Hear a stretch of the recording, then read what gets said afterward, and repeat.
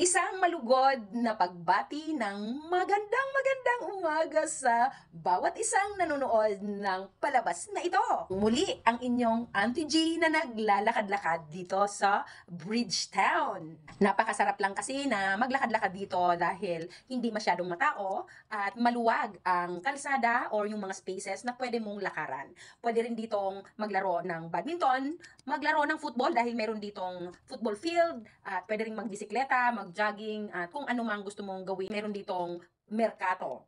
Ibig sabihin, every night ay bukas po ang merkato dito para sa mga mahilig kumain sa gabi at yung iba nag-iinom ng gusto nilang inumin at merong nagtutugtog na banda. At dahil October na, mayroon na rin silang Oktoberfest na ginaganap sa loob dito. Tunay na kayo'y mag-i-enjoy pag pumunta kayo dito.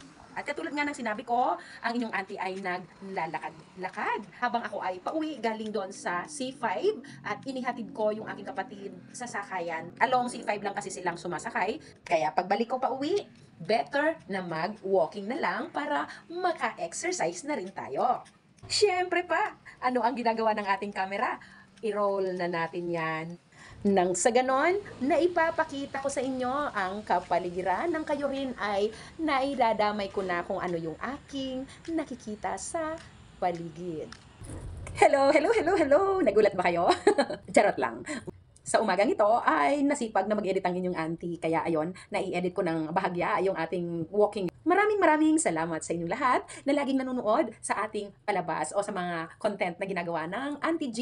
'Di ba? Masaya lang lagi tayo dapat. Lagi ko ang paalala na mahalin natin at alagaan yung ating sarili. Unahin natin yung ating sarili, guys. Alam niyo kung bakit? Kasi kapag hindi natin inuna, kawawa naman yung self natin. Walang magmamahal niyan. Ika nga, in order for us to give something to others, we have that something muna bago tayo makapamigay. Kasi anong ibibigay natin kung wala tayo nito? Right? Kaya, go! Love yourself! Take care of yourself. At sa pa, guys, pag tayo ay napapagod, tayo magpahinga lang.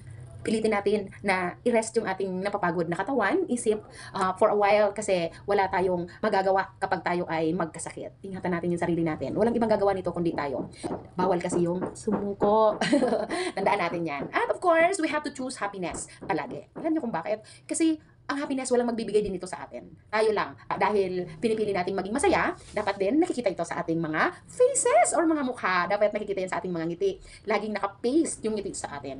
Ika nga, sa isang kanta ay smile even your heart is aching. Kaya huwag kalimutan mag-smile so that the whole world will smile with you. Kung hindi ka pa naka-follow sa akin, please do follow me. Share the video, comment down below, mag-react po kayo dyan. Pwede rin kayong mag-comment pala kung ano yung gusto ninyong gawin natin para magawa rin natin. Alam nyo naman ang inyong auntie, laging handa ito sa kung ano man pwede natin gawin.